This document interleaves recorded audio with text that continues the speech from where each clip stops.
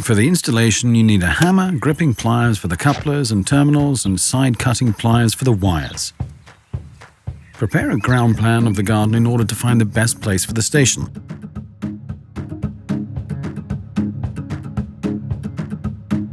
And the place should be shady.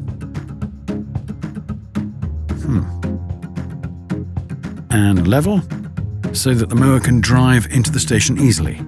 Of course, nothing happens without power. The nearest power outlet can be a maximum of 5 meters away. First, position the base plate so that the back points to the edge of the grass. By the way, those small holes are there so that any water can drain.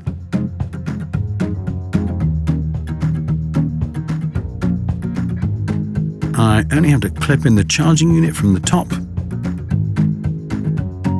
So, connect the power supply to the charging station with a low voltage cable and plug the power supply into the power outlet.